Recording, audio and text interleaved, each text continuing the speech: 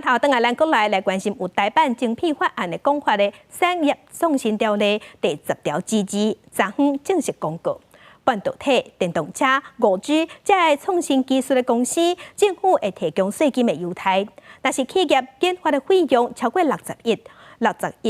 还有研发密度超过6%。另外，还有买先进制定的设备，开超过100亿，符合这3大条件，拢会当去申请投资的开销来抵税。行政长陈建仁是表示，政府是希望把先进技术产业的根留伫台湾。台版精品法初次正式公告上路，针对半导体、电动车、5G 技术创新，而且在国际供应链关键地位的公司，可以租税奖励，让台湾的半导体产业的关键研发，还有关键的技术、关键的生产都根留台湾。所以我们也希望这些厂商大家一起来努力，让我们台湾继续在半导体的发展上具备有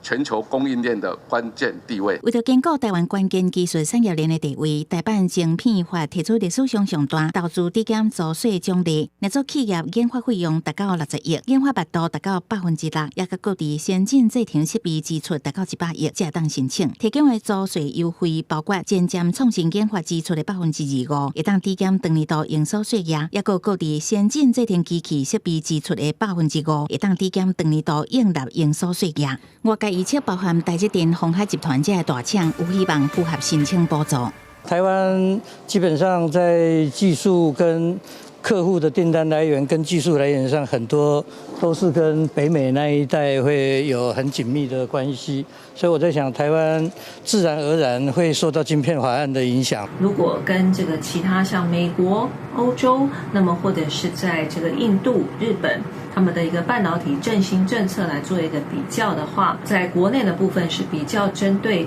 这个大型的半导体业者，那么来进行相关的一些补助。那相较于其他的一个国家，那么普遍性的是